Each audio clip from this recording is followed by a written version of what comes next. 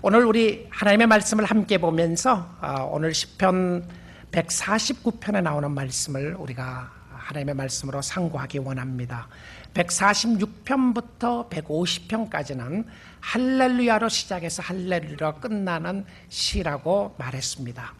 모든 관심과 초점은 하나님이며 그 하나님을 찬양하는 것이 시편 146편부터 150편까지 나오는 모습이었습니다.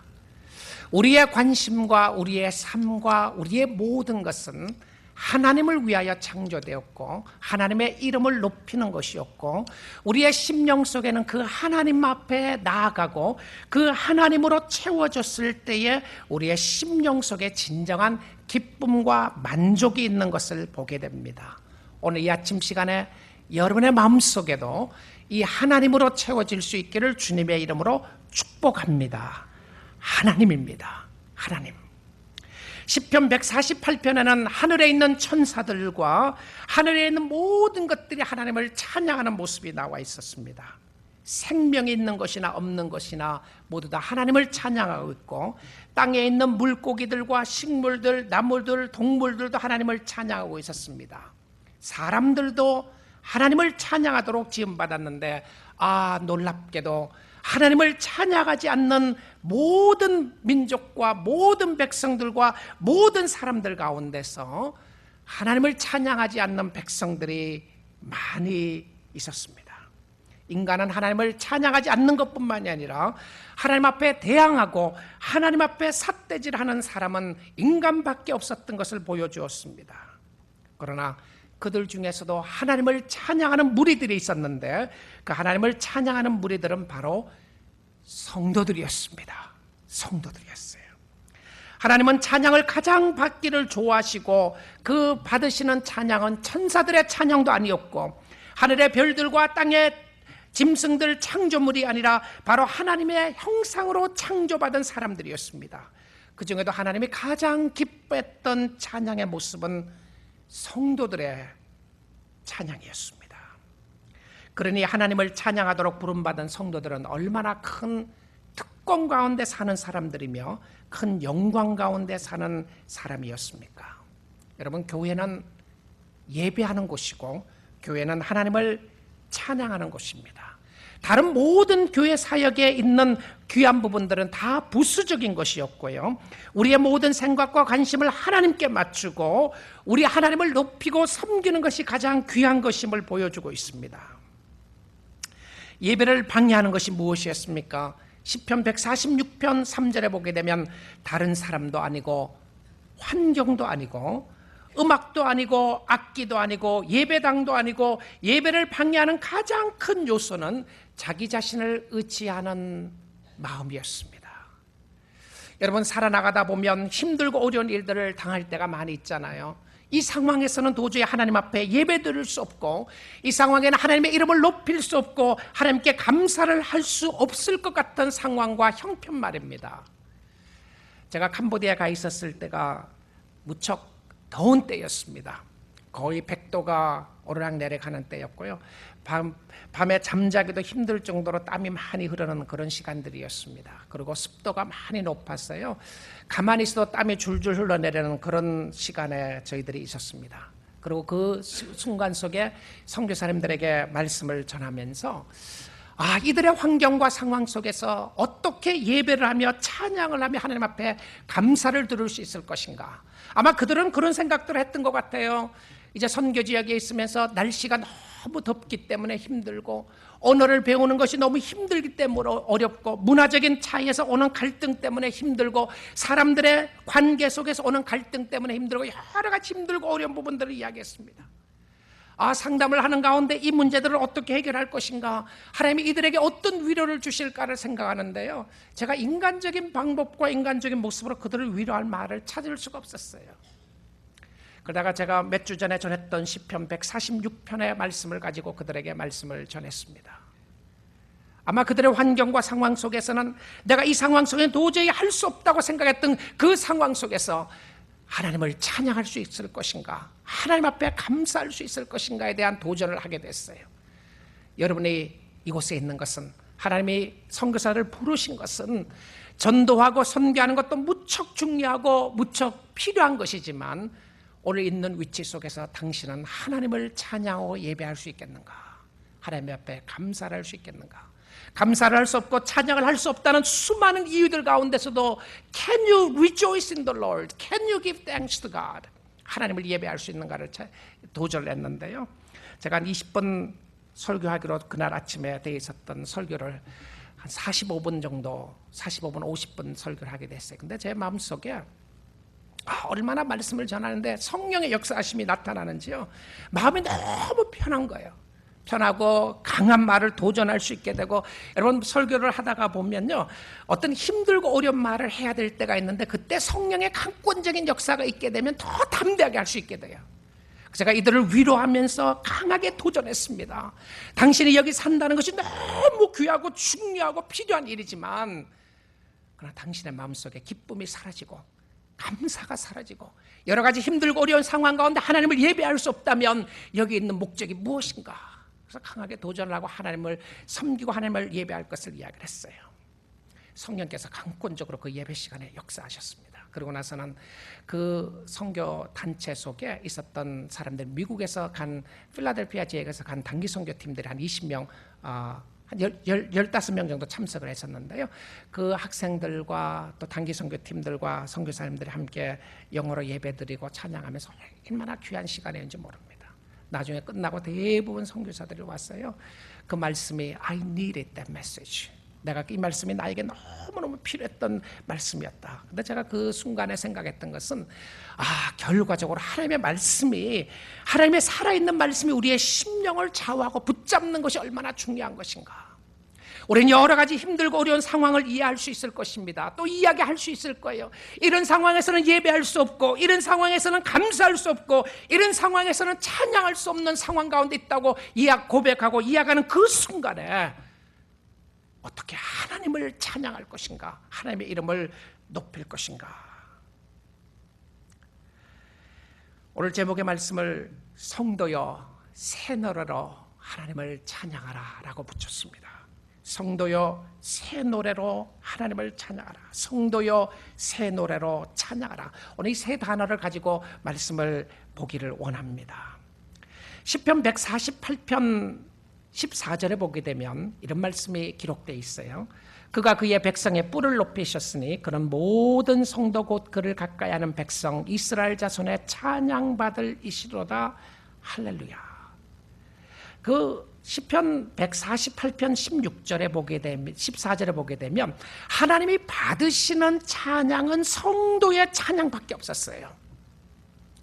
이 세상에 수많은 백성들이 살아나가고 있고 수많은 백성들이 있는데 하나님이 받으시는 찬양은 성도의 찬양밖에 없었어요. 그리고 그 성도의 찬양을 기뻐하시고 받으시기를 원하시고 예배를 받으시기를 원하시는 것을 보게 됩니다. 시편 149편에 왔어요. 이 성도의 주제를 다시 픽업합니다. 148편의 마무리를, 끝을 성도의 찬양을 받으시는 하나님이라고 이야기를 했다가 149편에 오게 되면 그 초점을 성도들에게 다시 맞추는데요. 성도라고 하는 단어를 1절 시작에 사용하고 그리고 9절 마지막 절에 사용합니다. 모든 성도에게라고 되어 있죠. 그리고 중간 5절에 성도라는 단어가 다시 나옵니다. 그런 처음과 중간과 끝부분에 성도라는 모습이 3번이나 나와요. 그렇죠? 시편 149편에서 성도는 누구이며 성도는 무엇을 하는 사람인가, 성도의 모습은 어떤가, 여러분의 모습을 보기를 원하고 우리의 모습을 보기 원합니다. 첫째 나오는 모습은 성도는 누구인가? 성도는 즐거워하는 사람입니다. 성도는 기뻐하는 사람이에요. 근데 이 성도의 기쁨이 마냥 즐겁고 마냥 잘 되는 모습이 아니고 어려우면 슬퍼하는 그런 모습이 아니라 성도의 즐거움의 근거는 2절에 설명을 하고 있습니다. 2절 말씀에 보게 되면 그들의 왕으로 말미암아 즐거워할지어다. 그들의 왕으로 말미암아 즐거워할지어다.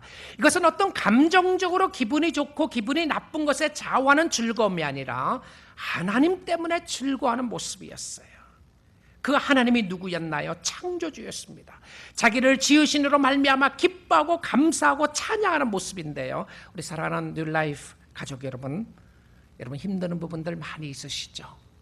가정적으로 개인의 삶 가운데 해결되지 않는 문제들 때문에 오랫동안 기도를 하도 응답되지 않는 어려움 때문에 힘들어 하시나요? 기쁨을 잃어버리셨습니까? 그냥 마냥 세상에서 잘 되기 때문에 기뻐하시나요? 여러분의 기쁨이 하나님이 되시기를 주님의 이름으로 축복드립니다. 이 기쁨이 하나님으로 채워지기 위해서는요, 우리의 자신들을 하나님 앞에 내려놓아야 돼요.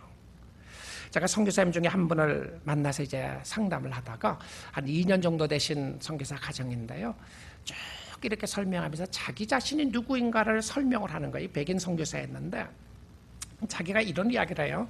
나는 굉장히 강한 사람이다. 강한 사람이어서 누군가의 도움을 받는 것이 너무 싫었다. 미국에 사는 동안에 누구의 도움 받는 것이 싫었고 자기 혼자 일하고 혼자 결정하고 자기는 할 수 있다고 생각했고요. 무엇이든지 할 수 있다고 생각했던 사람이라는 거예요.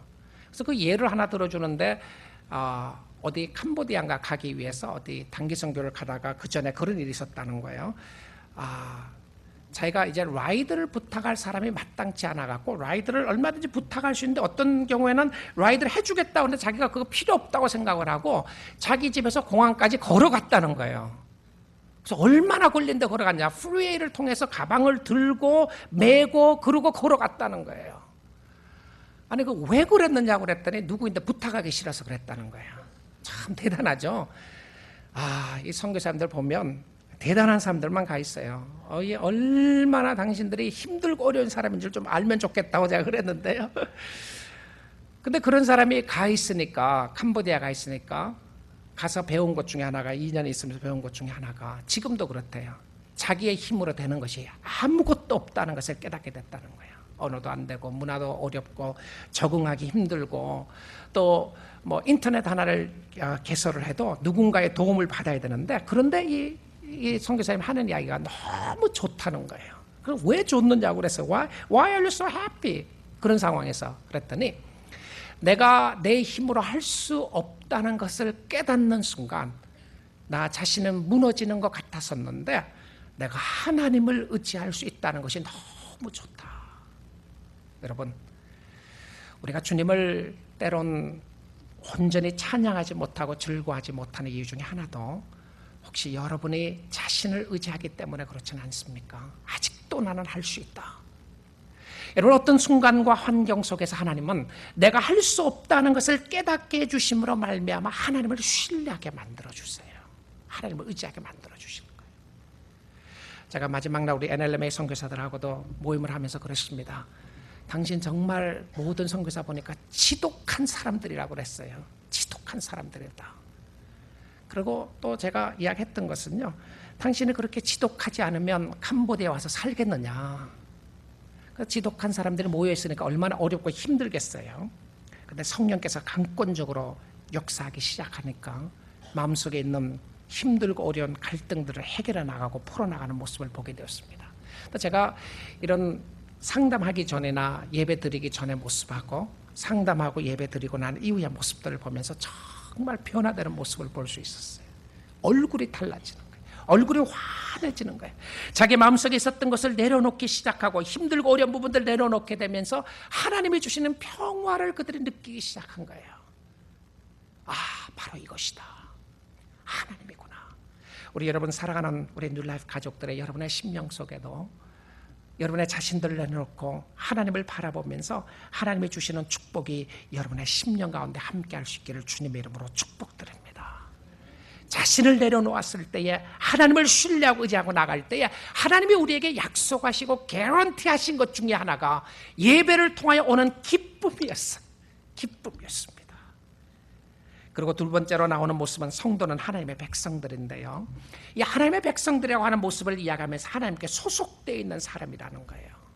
우리는 스스로 존재하는 사람들이 아니라 하나님이 왕이시고 우리는 그의 다스림 가운데 있는 사람이었습니다. 그래서 4절 말씀을 보게 되면 여호와께서는 자기 백성을 뭐라고요?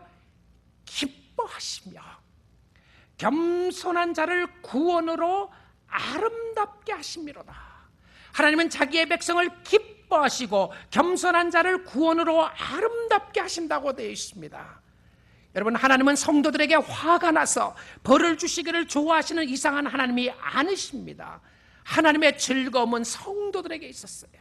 여러분, 하나님의 백성들이고 성도라면 하나님의 기쁨은 여러분에게 있다고 이야기합니다. 천지를 창조하신 하나님, 우주를 다스리시고 모든 만물을 다스리시는 그 하나님의 기쁨은 여러분에게 있는 거예요. 성도에게 있는 것이었습니다. 여러분, 정말 대단한 사람들입니다. 성도들은 대단한 사람들입니다. 시편 16편 3절에 보게 되면 다윗의 고백으로 하나님의 고백을 보여주시는데요, 거기에 이런 말씀이 기록되어 있어요. 땅에 있는 성도는 존귀한 자네. 여기 존귀하다고 하는 표현은요, 왕권을 가진 왕에게 쓰였던 honorable하다는 표현을 쓴 거예요. 땅에 있는 성도는 honorable하다. 땅에 있는 성도는 존귀한 자니 나의 모든 즐거움이 그들에게 있도다. 정말 기가 막힌 고백입니다. 하나님의 모든 즐거움이 누구에게 있다고요? 성도에게 있다고 되어 있어요. 누굽니까? 여러분입니다. 저입니다. 하나님이 천지를 창조하신 위대하신 하나님이, 능력의 하나님이, 그의 모든 즐거움은 세상의 풍부함과 세상의 그 모든 물질과 명예 가운데 있는 것이 아니고 하나님의 모든 즐거움은 오늘 예배드리고 있는 당신에게, 여러분에게 있다고 고백하고 있습니다. 정말 여러분 놀라운 사람들입니다. 성도는 누구라고요? 존귀한 사람이었습니다. 왕에게 혹은 높은 사람에게 썼던 그 모든 존귀함이 성도에게 있다고 이야기하고 있습니다. 하나님이 여러분을 혹시 싫어하지 않으시냐고 물으십니까? 멀리 계신다고요? 사랑하지 않는다고요? 하나님의 사랑이 나에게 있습니까? 여러분 의심하고 고민하고 있습니까? 여러분이 성도라면 결코 그렇지 않습니다. 천만의 말씀입니다. 하나님의 자녀입니까? 그러면 하나님의 모든 즐거움이 있는 사람입니다. 그렇다면 옆에 있는 사람도 하나님이 즐거워하고 기뻐하는 사람이죠. 내 마음에 들지 않는다고 해서 자꾸 비방하고 욕하고 비난하면 안 됩니다. 왜냐하면 성도이면 하나님의 기쁨이 있는 사람이기 때문에 그렇습니다. 성도에게는 하나님의 기쁨만이 있는 것이 아니라 9절에 무엇이라고 되어 있는지 보십시오. 기록한 판결대로 그들에게 시행할지로다. 이런 영광은 그의 모든 성도에게 있도다. 뭐가 있다고 되어 있습니까? 하나님의 영광이라고 되어 있어요. 이런 영광은 성도에게 있다. 이런 영광이 어떤 영광이었죠? 찬양할 수 있는 영광이었습니다. 하나님의 이름을 높이는 영광이었고요, 하나님을 예배할 수 있는 영광이었어요.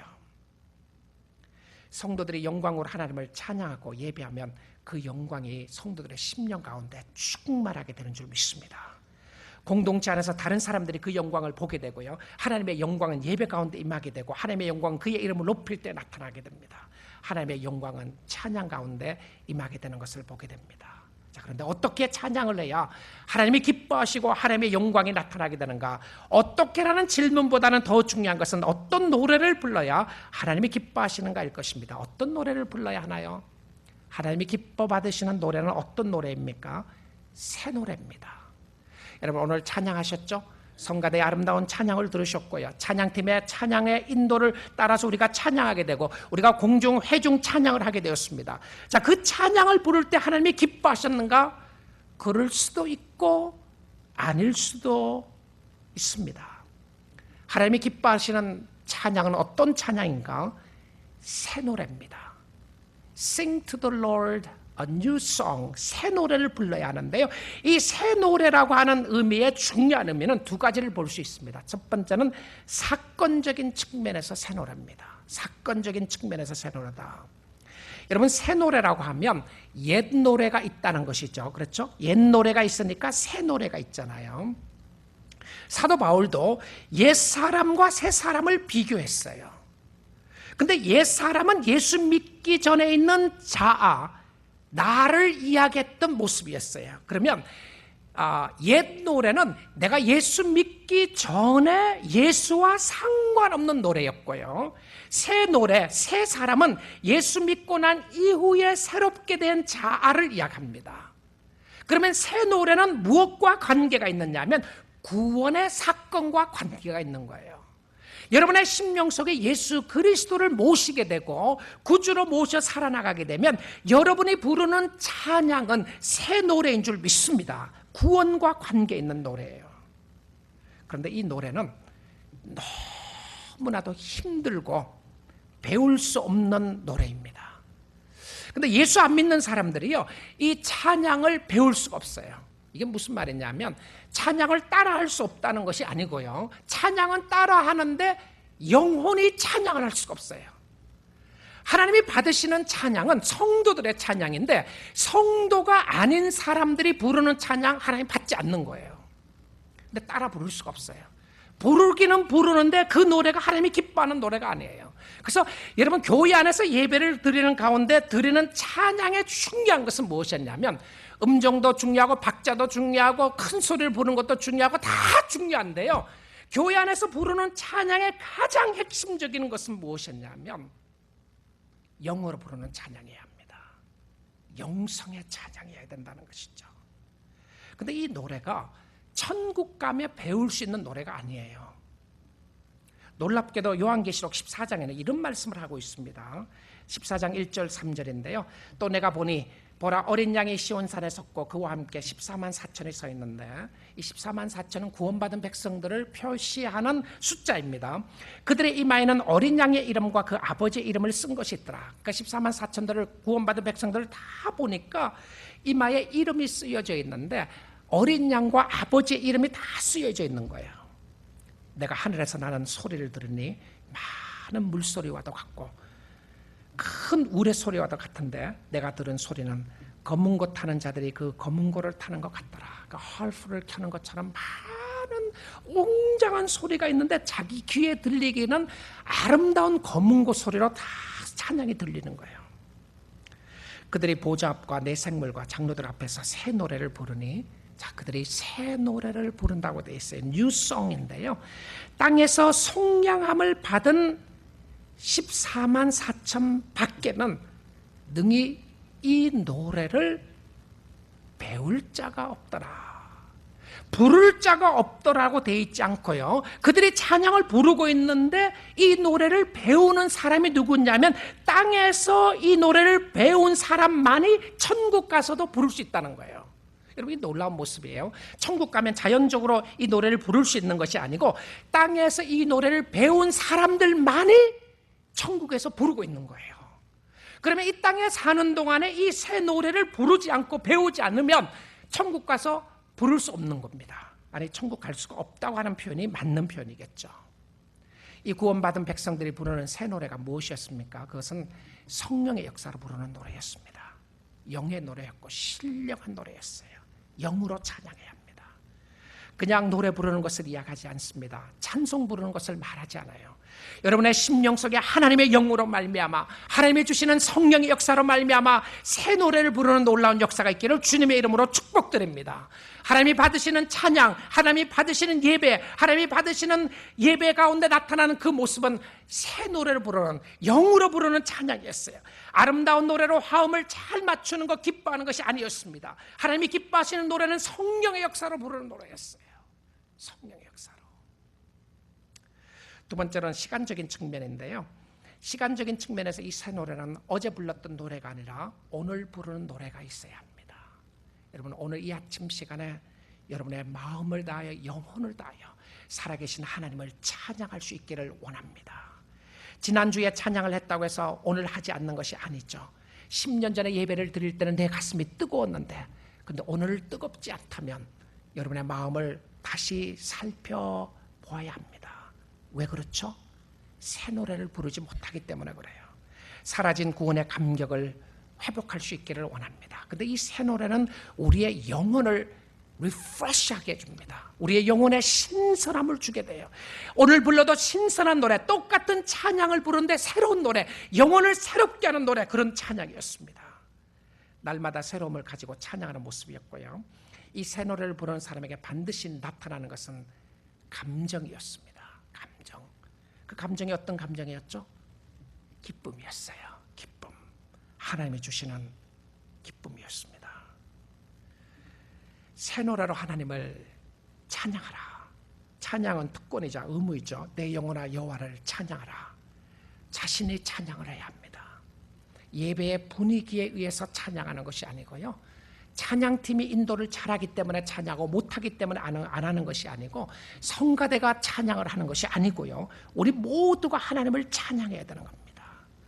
그런데 오늘 이 찬양에서 특별히 강조하고 싶은 부분들이 몇 가지가 나타납니다. 첫 번째는 장소입니다. 시편 146편이 개인적인 찬양을 강조했다면 오늘 시편 149편은 회중의 찬양을 강조합니다. 할렐루야 새 노래로 여호와께 노래하며 성도의 모임 가운데서 찬양할지어다.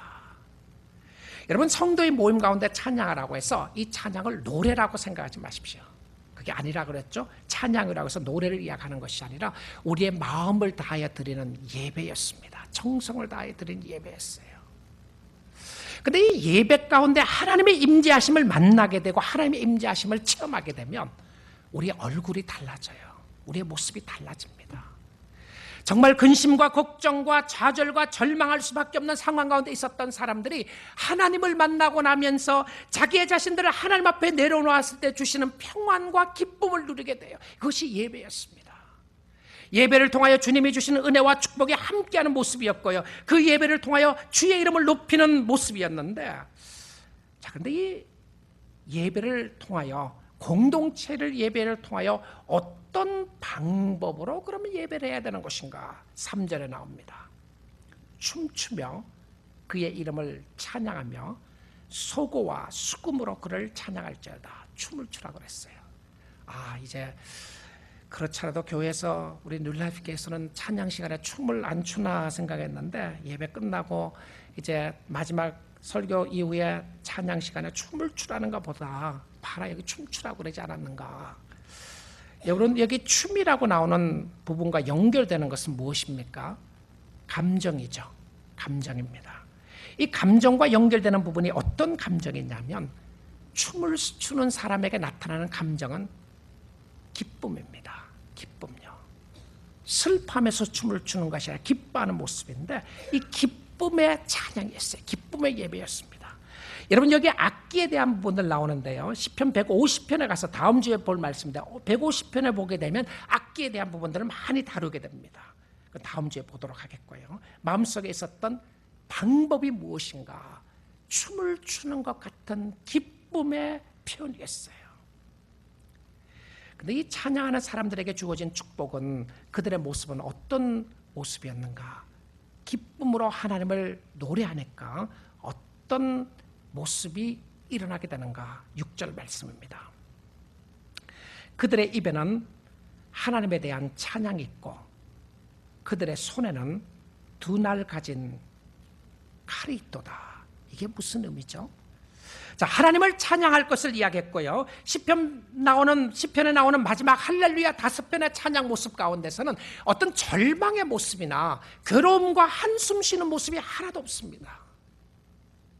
힘들고 어려운 모습이 나와 있지 않고요, 다 하나님을 높이고 찬양하는 모습이 나와 있는데, 왜 그런가? 그 이유는 우리의 마지막 삶의 끝은 찬양이라는 것을 보여주는 거예요.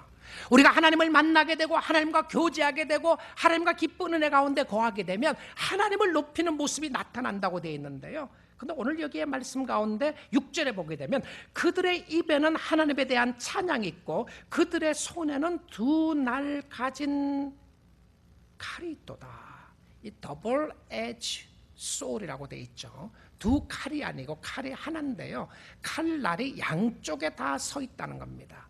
이 더블 에지 소울들을 이야기했을 때, 여러분 히브리서에 보게 되면 하나님의 말씀은 양날 가진, 두 날 가진 칼과 같아서 우리의 심령과 마음을 찔러 쪼개게 한다, 이런 표현을 쓰고 있습니다. 근데 여기에 나오는 모습이 더블 에지 소울이에요.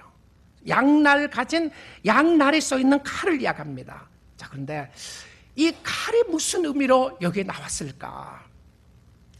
여러분, 이 땅에 사는 우리가 어떤 형편에 있든지 찬양만 하면 만사 형통이 되는 것인가요? 아닙니다. 아니에요. 하나님이 우리에게 주시는 주체할 수 없는 찬양이 있고 터져나오는 기쁨이 있어요. 근데 입에는 찬양이 있는데 손에는 무엇이 있습니까? 양날 가진 칼이 있다는 거예요. 칼이 있다고 하는 의미는 싸운다는 의미입니다. 전쟁하는 의미죠. 싸우는 모습이에요. 여러분, 구원의 감격을 가지고 있는 성도들은 아무것도 하지 않는 사람이 아니라 오늘도 전쟁하는 사람들입니다. 찬양으로 하나님 앞에 나가고 노래하며 주님 앞에 감사하는 사람은 오늘도 나의 삶 속에서 일터 가운데서 전쟁하는 사람이에요. 영적 전쟁은요, 다른 사람과 싸우는 것이 아니라 나의 죄와의 싸움입니다. 공중권세 잡은 사단과의 싸움이고요, 사단은 우리를 가만히 두지 않습니다. 우리가 찬양하고 있을 때의 모든 문제가 저절로 해결되는 것이 아니라 우리가 찬양하고 있는 그 순간에도 우리는 양날 가진 칼을 가지고 싸움에 임해야 되는데 반드시 이기게 되는 것을 이야기합니다. 사단은 우리에게 계속 미혹합니다. 그래서 절망하게 만들고요, 좌절하게 합니다. 그래서 하나님으로부터 멀어지게 만들어줘요. 여러분, 예배를 통하여 주께 나오는 것은 한 주 일주일 동안의 삶을 다 승리했기 때문에 온 것이 아니라 때론 우리가 사단과의 싸움에서 힘들어하고 어려운 가운데 오게 되었습니다. 근데 이 예배를 통하여 우리의 심령이 회복되게 되고 우리의 심령이 주께 나가게 되면 다시 한번 일주일을 살게 될 수 있는 힘을 얻게 되는 것이잖아요. 내 영혼아, 어찌하여 낭망하며 어찌하여 내 마음속에서 불안하여 하는고. 여러분, 자신에게 외쳐야 합니다. 그리고 자신과의 싸움에서 이겨야 합니다. 죄와 싸웠어요. 절망의 마음에서 소망의 마음을 가질 수 있도록 싸울 수 있게 되기를 원합니다. 그렇게 되면 어떻게 되는 것인가요? 입으로 찬양하며 손으로 싸움을 하면 어떤 역사가 일어나게 됩니까? 그 찬양과 승리는 다른 사람들에게 흘러나게 돼요. 자, 그 말씀이 7절 8절에 나옵니다. 이곳으로 문나라에 보수하며 민족들을 벌하며 그들의 왕들은 사슬로 그들의 귀인은 철고랑으로 결박하고. 이게 무슨 의미죠? 우리가 하나님을 찬양하고 우리의 손에 양날을 가진 칼을 잡고 있으면 우리가 영적인 전쟁에서 승리하게 되면 그것이 주위의 사람들에게 축복이 흘러넘친다는 것이죠. 이것이 증인의 삶이었습니다. 교회에서 찬양은 가정으로 흘러가야 합니다. 교회에서 기쁨의 섬김은 가정으로 가야 하고요, 직장으로 가야 하고 일터로 가야 한다는 것이죠. 이것은 직장에서 일을 하지 않고 찬양을 부르고 노래를 부르라는 것이 아닙니다. 그러면 쫓겨날 수 있겠죠, 직장에서요. 찬양의 기쁨, 하나님을 섬기는 축복의 기쁨, 하나님께서 주시는, 채워주시는 말로 형용할 수 있는 은혜와 축복을 이야기하는 모습 가운데 있는 것을 설명하고 있습니다. 여러분의 삶이, 당신의 삶이 다른 사람에게 영향을 미치기를 원하십니까? 오늘 여러분이 있는 위치에서 하나님의 이름을 높이며 찬양할 수 있기를 주님의 이름으로 축복드립니다. 나의 환경과 상황은 너무 힘들기 때문에 혹시 여러분 가운데 예배할 수 없고 찬양할 수 없다고 생각하는 사람이 있습니까? 여러분, 자신을 내려놓고 하나님을 신뢰하게 되면, 하나님을 의지하게 되면 여러분의 심령 가운데 주시는 말로 형용할 수 없는 찬양과 기쁨으로 채워지게 되는 줄 믿습니다. 여러분의 개인적인 찬양이 회복될 수 있기를 원하고 예배가 회복될 수 있기를 원합니다. 공동체적인 찬양이 회복될 수 있기를 원하고 예배 가운데 오실 때마다 여러분의 심령 가운데 기쁨으로 채워지기를 원합니다. 예배는 기쁨이었고 축복의 산물이었습니다. 하나님이 여러분의 예배를 받으시는 것을 알기에 마음을 다하고 정성을 다하고 뜻을 다하여 신령으로 영으로 하나님을 찬양할 때 하나님이 받으시는 것뿐만이 아니고 여러분의 심령 속에 놀라운 하나님의 은혜와 축복으로 채워주신 줄 믿습니다. 이건 누리고 살아야 살만 나는 겁니다. 이건 누리고 살아야 감사를 돌려드릴 수 있게 되고 기쁨을 돌려드릴 수 있게 되는데 우리의 심령 속에 이런 놀라운 축복으로 회복될 수 있는 역사가 있기를 주님의 이름으로 축원드립니다. 우리 한번 기도하겠습니다.